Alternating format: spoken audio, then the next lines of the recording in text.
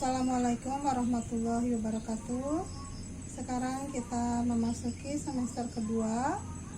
Nah, untuk pelajaran kimia kelas 11 dimulai dari reaksi asam basa ya. Konsep daripada reaksi asam basa, kita tahu bahwa asam dan basa selalu kita jumpai dalam kehidupan sehari-hari. Contohnya saja, misalkan untuk yang bersifat asam, jeruk. Kenapa jeruk dikatakan bersifat asam? Karena jeruk itu mengandung asam sitrat ya, dan salah satunya memiliki rasa asam. Itu adalah untuk contoh asam. Sedangkan untuk contoh basanya yaitu sabun atau deterjen, itu adalah bersifat basa.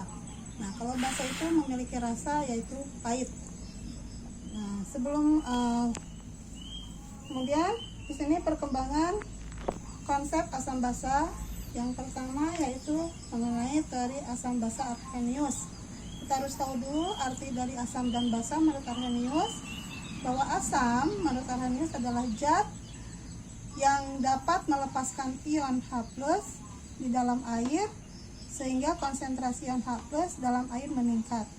Sedangkan basa zat yang dapat melepaskan ion OH- di dalam air sehingga konsentrasi ion OH- dalam air meningkat.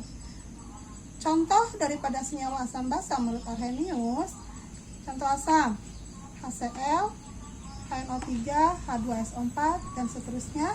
Nah, jika semua senyawa ini dilarutkan dalam air, maka akan membentuk ion H+ dan ion negatif sisa asam. Ingat, sisa asamnya adalah negatif.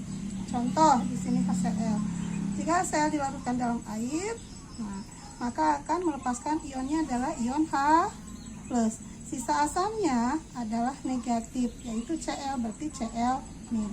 Kemudian untuk HNO3, maka H-nya di sini kan ada H, maka H-nya adalah H+.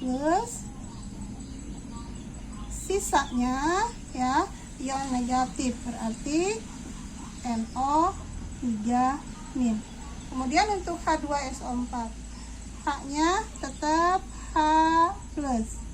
Nah, H-nya di sini ada 2, maka 2-nya pindahkan ke depan. 2. Sisa asamnya adalah SO4, berarti SO4 2-. Kenapa 2? Karena di sini hanya berjumlah 2. Jadi SO4 2-. Di sini negatif karena hanya 1. Di sini Cl-nya negatif juga karena hanya juga 1. Kalau di sini 2 karena hanya di sini 2. Sekarang untuk basa.